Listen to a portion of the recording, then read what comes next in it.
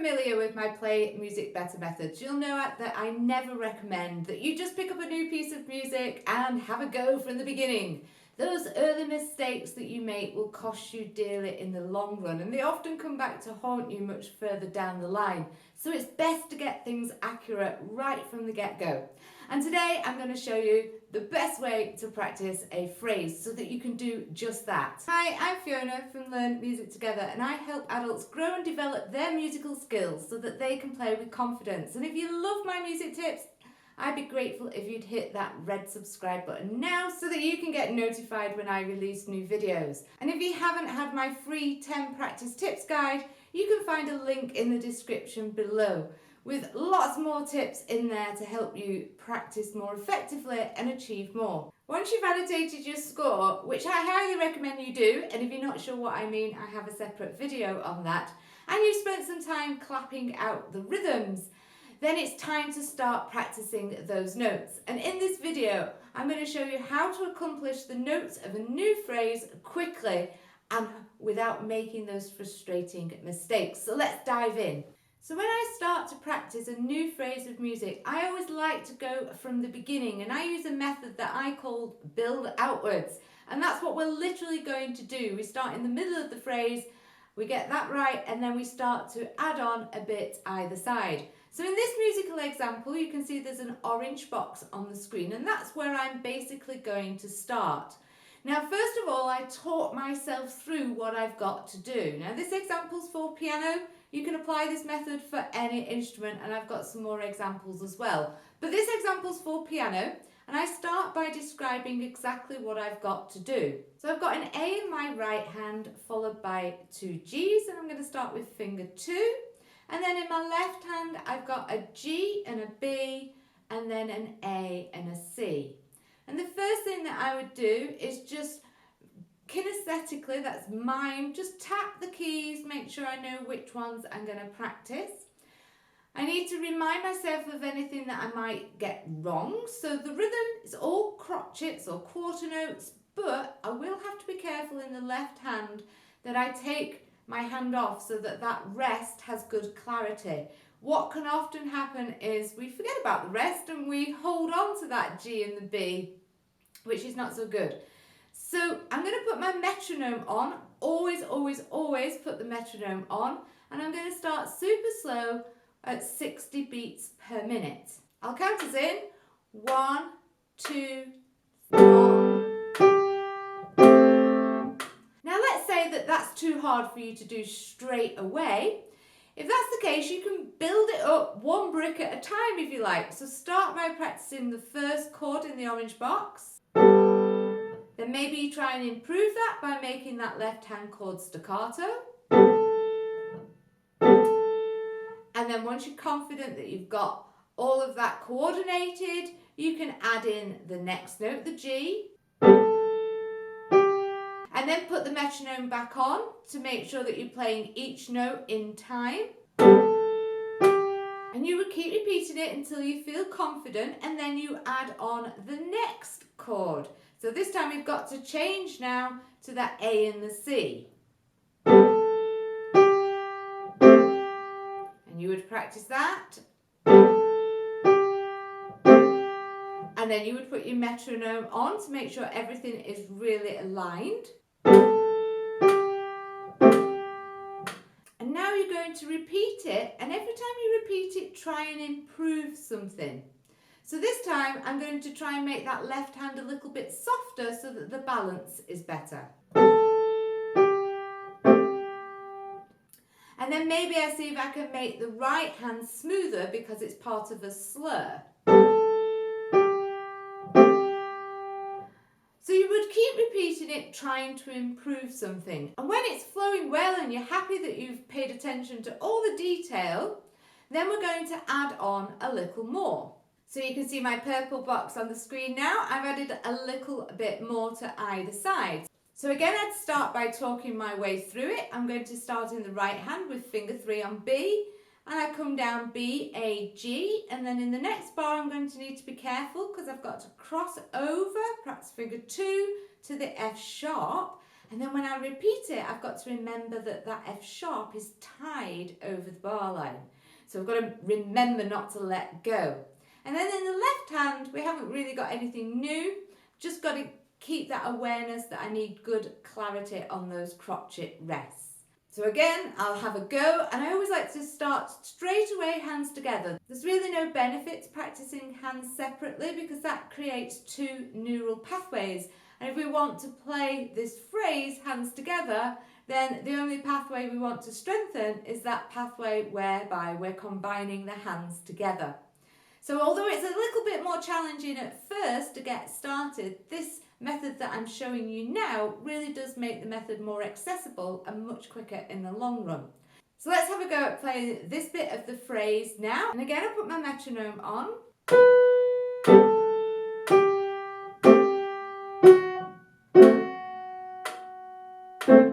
And again, if that was too much all at once, just add on one note. Now, as I repeat it to get more confident, I'm going to ask myself, what can I do to improve it? So this time I'm going to make sure that the right hand is really smooth because it's all legato. I've now turned my metronome off just so you can hear it a little bit more clearly, but you would keep going all the time with the metronome. So important to keep those music beats in time all the time.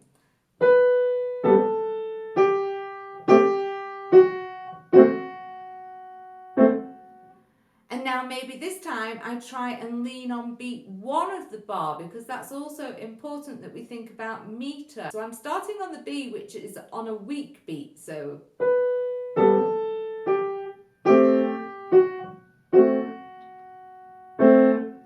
you can see how I was leaning slightly differently on some of the notes there. As I gain more confidence, I would add a little bit more in. So you can see now my big green box is almost the complete phrase. So again, I would talk my way through it, I'd put the metronome on and I'd have a go.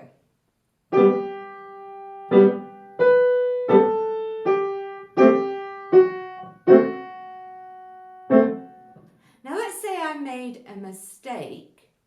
So let me demonstrate. Let's say it went like this.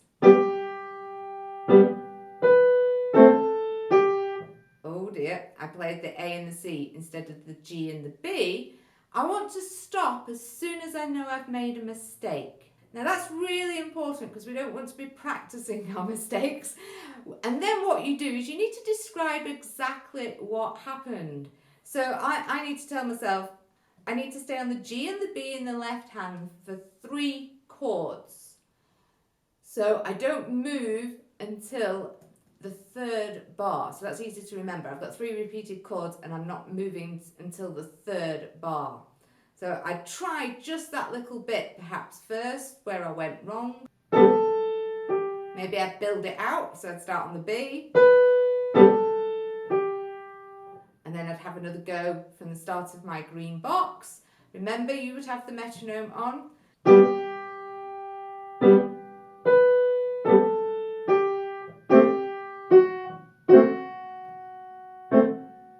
And then as I repeat it a few times, I would try and improve things. And you want to repeat it enough times that you start to relax and think, yes, I've got that. And don't be tempted at this stage to speed up. Just keep everything at 60 beats per minute or even slower if you like on your metronome. I've got an example on the screen now for what I call single line instruments. These are instruments such as woodwind, brass, people who don't play if you like 2 separate lines of music. So this piece is swung. And we do exactly the same method. I'm going to start in the middle. You can see I've highlighted a few notes in yellow. So again, I talk my way through it. We've got a D sharp and an E. I make sure that I've already gone through the rhythm. I understand how it fits with the metronome. I then perhaps talk my way through the finger combinations on my instrument, and then we have a go. So we've got D, D sharp, E, and we count 1, click, and 1, click. Then I try it with the metronome. And you might have heard I like to say for a dotted crotchet or dotted quarter note 1, click, because that reminds me that I've got to listen for the click. 1, click, and 1, click. And again, as I repeat it, I'd be looking to improve it, so I'd need to make sure that I'm playing softly. I'd want to make sure that I'm articulating the notes correctly, that the intonation is good, and then I'd want to keep repeating it, but every time thinking about how I could improve that. So I'd be checking to make sure that the fingers were coordinating neatly, that I was playing in tune, the intonation was good, that I'm playing piano, all those things. Try and elevate it every single time you repeat it, and when you feel confident, that's when you add on a little bit more. So now I've just added on the first 3 notes. Now I need to remember that it's swung, so again I start by talking my way through things. The E will be a short quaver in my swing, so I like to count that bi-do-bi. The articulation, I've got to make sure that I get a tongue note on that E and a tongue note on the G if I was a woodwind player, which I am. If you were a string player, you need to think about your bowing directions. So again, maybe I sort of go ta-ta-ha, just to remind myself all the time. You want to be talking to yourself, giving yourself instructions, and this is how we learn things quickly and accurately. And then I'd go through the finger combinations, and then I'd put it with my metronome. And then as I repeat it, I'd look to improve it, so I could perhaps work on that diminuendo down to soft this time. And then we tag on a bit more. So again, I'd talk my way through it, and then I'd have a go with the metronome.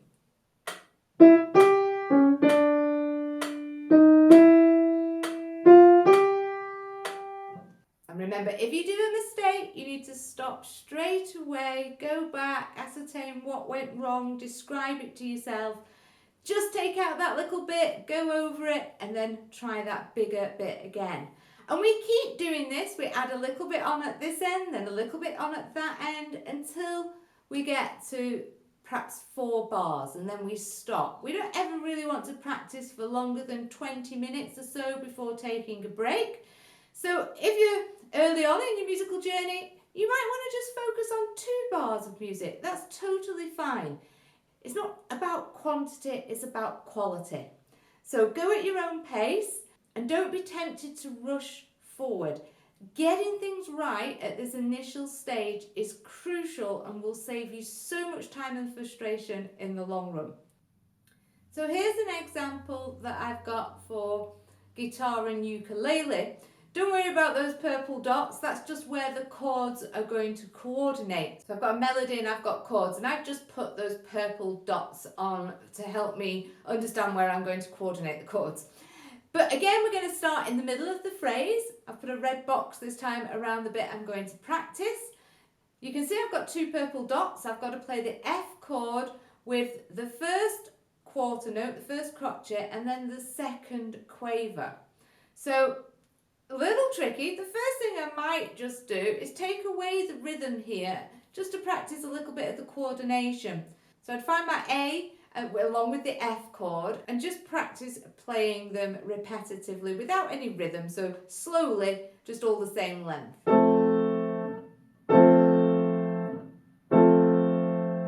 And then I need to work towards just playing the chord on the first A of the melody and then the third A of the melody. So again, I'm not going to worry about the rhythm, but this time I'm just going to play the full chord on my first and third one, and then just that single A in the middle.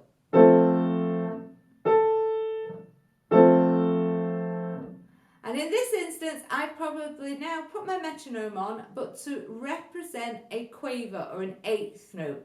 So I'm keeping it really super slow, because one of the problems that guitarists and ukulele players often experience is large gaps or hesitations when we're moving from one chord to the next. So we want to make sure we give ourselves enough thinking time so that right from the get-go, that doesn't happen. We're playing in time always. So I'm going to start at 60, but this time 60 is going to represent a quaver. So I'm going to hold that quarter note for 2 counts. 1, hold, A, together. And let's try that again. So you go 1, hold, A, together. And you'll notice I'm giving myself instructions, and I highly recommend this. If you play an instrument where you can still talk and play, really giving yourself instructions is so beneficial. So there I was saying like 1, hold, A together. I can't stress how beneficial this is, especially like for the metronome as well. I see so many people who they can vocalize the counts and then they try and play it and they all of a sudden go silent and then it's out of time with the metronome and they're like, oh.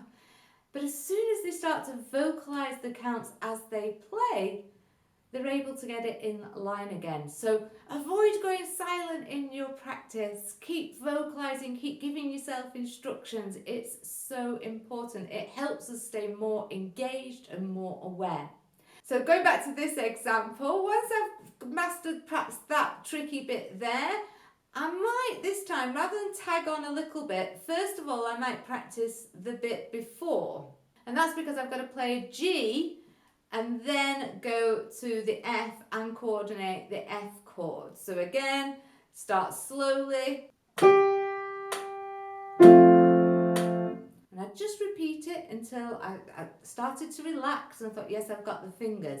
And then really slowly, I would try both bits together and put in that extra A that's not in either red box. G, hold, F chord, hold, A, hold, together, hold, A, together. Now you might think, oh gosh, that's a bit fast, Fiona. It's okay, slow it down. Slow it down. Go at whatever speed you need to go at so that you can get the rhythm and coordination right. And then you'd keep repeating that. Stay with that small bit until you start to feel more relaxed and more confident. But at this stage, remember, don't start to speed up. People speed up far too soon. We don't want to be increasing the tempo at this stage. We want to be building out our phrase, so add on a little bit more. So now I'd look at the start of the piece where I've got this C chord. So the first thing I might do is just practice playing the C chord and the F chord to make sure I'm really sure on where the fingers need to go. Once I've done that, maybe I just go through again and practice the notes that combine with those chords. So I've got E in the right hand here with the C chord. Start of the next bar, I need to play an F with an F chord. And then further along in the bar, it's an A with an F chord. Now I could create a little exercise first of all, just getting good at that. You could hold them perhaps for 4 counts each for now, just while you're familiarising yourself with the coordination. 1, 2, 3, move to F. Stay on the F, but move the melody to A. And then I could gradually fill in the gaps until it was flowing along.